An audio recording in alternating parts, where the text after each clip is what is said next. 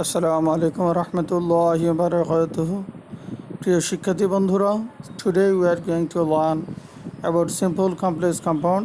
The rules are related though, although, in spite of, and but. If the complex sentence starts with though or although, then we need to make it simple sentence by using in spite of. And if we want to make it compound, we need to use but. So the rules are very easy. So let's get started. Complex সেন্টেন্সটি যদি though বা although যুক্ত হয়ে থাকে, যেমন দো although যুক্ত complex সেন্টেন্সকে simple করার নিয়ম, দো অলদো এর পরিবর্তে ইনস্পাইট অফ বসে। এরপরে কি বসে? সেই ক্লজের সাবজেক্টের পজিটিভ ফর্ম ব্যবহার করতে হয়। এরপরে সেই ক্লজের যদি এম ইজ আর ওয়াজ আর থাকে তাহলে হবে বিং, অথবা হ্যাভ হ্যাজ হ্যাড থাকলে এর পরিবর্তে হবে হ্যাভিং। মূল ভার্ব যদি থেকে থাকে তাহলে হবে কি, এই মূল ভার্বের প্রেজেন্ট ফর্মের সাথে আইএনজি যুক্ত এবং বাকি অংশ অপরিবর্তিত অবস্থায় বসে। তাহলে নিয়মটি দাঁড়ালো কি, দো অলদো এর পরিবর্তে আমাদের ব্যবহার করতে হবে ইনস্পাইট অফ। এরপরে কি করতে হবে, সেই বাক্যের ক্লজের সাবজেক্টের পজিটিভ ফর্ম, অর্থাৎ যদি আই থাকে মাই হবে, হি থাকলে হিজ হবে, দে থাকলে দেয়ার হবে, এবং সেই ক্লজের অ্যামিজ আর এর পরিবর্তে হবে বিং, অথবা হ্যাভ হ্যাজ হ্যাড যদি থেকে থাকে তাহলে এর পরিবর্তে হ্যাভিং ব্যবহার করতে হবে। আর এগুলো যদি amidst R was were have has had এগুলো না থেকে যদি মূল ভার্ব থাকে তাহলে এই মূল ভার্বের প্রেজেন্ট ভার্বের সাথে আইএনজি যুক্ত করতে হবে, বাকি আর কোনো পরিবর্তন করতে হবে না। আর যদি আমরা কম্পাউন্ড করতে চাই তাহলে কি হবে, কম্পাউন্ড করার সময় দো বা অলদো উঠিয়ে দিতে হবে, এবং এই দো বা অলদো উঠিয়ে দেওয়ার পরে কোমাটা ওঠানোর পরে আমরা সেখানে বাট ব্যবহার করব, তাহলে এটা কম্পাউন্ড হয়ে যাবে। So let's see example complex though he was sick, যদিও সে অসুস্থ ছিল, হি কেম টু কলেজ, সে কলেজে আসলো। যদিও সে অসুস্থ ছিল সে কলেজে আসলো। তা দো বা অলদোতে থাকলে আমাদের ইনস্পাইট অফ দিয়ে সিম্পল করতে হবে। তাহলে এই দো বা অলদো এর পরিবর্তে আমরা লিখেছি ইনস্পাইট অফ। এখন ইনস্পাইট অফ লেখার পরে কী করতে হবে, এই যে হি আছে, সাবজেক্ট যেটাই থাকুক পার্সোনাল সাবজেক্ট ওইটার পজিটিভ করতে হবে। তাহলে হির পজিটিভ হলো হিজ, আমরা লিখে ফেলেছি। এরপরে ওয়াজ ওয়ার থাকলে বিং, আমরা নিয়ম এখানে লিখে দিয়েছি অ্যামিজ আর এর পরিবর্তে বিং। তাহলে অ্যামিজ আর ওয়াজ ওয়ার এখানে আছে, তাহলে এই ওয়াজ এর পরিবর্তে আমরা এখানে লিখছি বিং।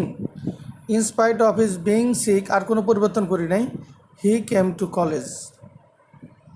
আমরা এখন একটু ভালো করে খেয়াল রাখি, যারা আমরা জানি বা আমাদের সিম্পল কমপ্লেক্স কম্পাউন্ড সম্পর্কে নলেজ আছে, পার্টস স্পিচ সম্পর্কে নলেজ আছে, তা আমরা অন্যভাবে করতে পারি।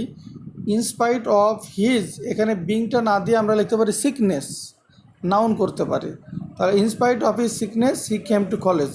যারা পারো তারা এইভাবে করতে পারবা। কম্পাউন্ড যদি আমরা করি তাহলে কি করব, এই দোটা উঠে যাবে, এইখানে কমা উঠে বাট, আর কোনো পরিবর্তন হবে না। যখন আমরা দো উঠিয়ে দেবো তখন এই হির এইচটা বড় হাতের হয়ে যাবে। তাহলে আমরা এখানে লিখছি হি ওয়াজ সিক, এই হি ওয়াজ সিকটা জাস্ট এখানে বসিয়ে দিয়েছি, এই কমার পরিবর্তে এখানে বাট ব্যবহার করেছি, আর কোনো পরিবর্তন আমরা করি নাই। He was sick but he came to college. আমরা পরবর্তী উদাহরণটা দেখতে চাই, দেখি।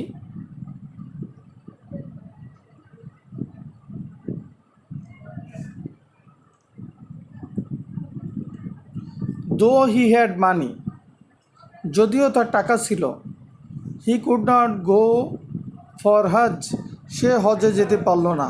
আমরা অনেক শুনেছি যে টাকা থাকলেই হজ হয় না, ঠিক এই বাক্যটা ঠিক তেমনি।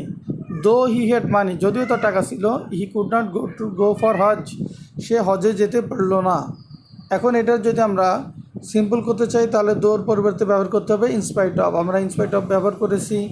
ইনস্পাইট অফ ব্যবহার করলে এই দোর পরে যে সাবজেক্ট আছে এই সাবজেক্টের কী করতে হবে, পজিটিভ। হি আছে, আমরা হিজ করেছি। এরপর কী করতে হবে, হ্যাভ হ্যাজ হ্যাড, এর পরিবর্তে আমাদের লিখতে হবে হ্যাভিং। আমরা হ্যাভিং লিখেছি, বাকি আর কোনো পরিবর্তন নেই, যা আছে শুধু বসিয়ে দিয়েছি।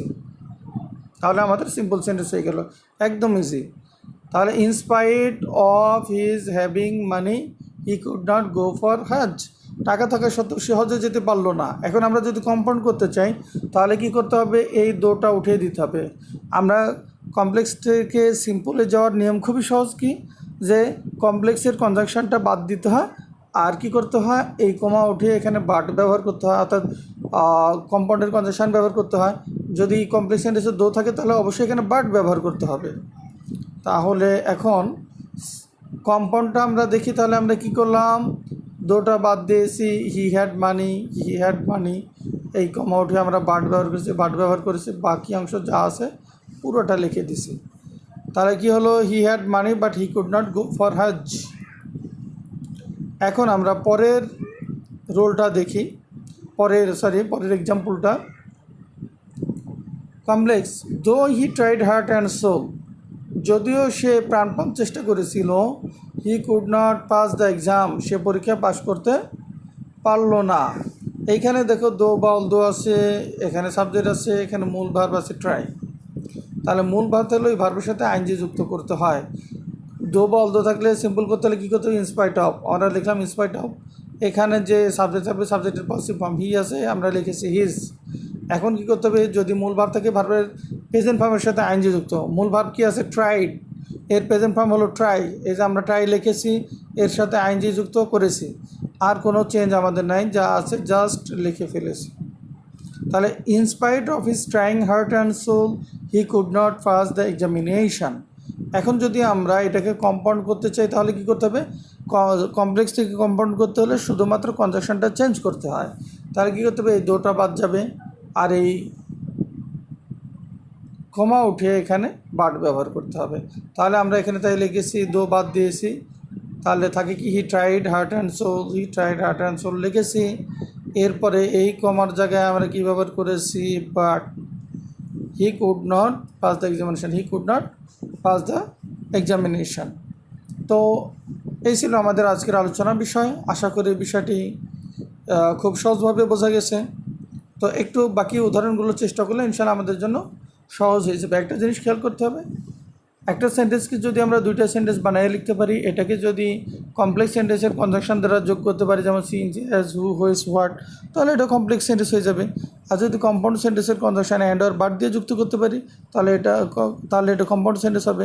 কম্পাউন্ড সেন্টেন্স সাধারণত অ্যান্ড অর বাট দিয়ে হবে, এছাড়া not only but also, yet, either or, neither nor, এগুলো দিয়ে হইতে পারে, তবে অ্যান্ড অর বাট দিয়ে সবচেয়ে বেশি হয়ে থাকে। তো আমরা এই জিনিসগুলো খেয়াল করে বাকি উদাহরণগুলো আমরা চেষ্টা করতে থাকবো। ইনশাআল্লাহ আল্লাহ সুবহানাহু ওয়া তাআলা আমাদের পড়াশোনা বরকত দান করবেন। Thank you. আসসালামু আলাইকুম ওয়া রাহমাতুল্লাহি ওয়া বারাকাতুহু।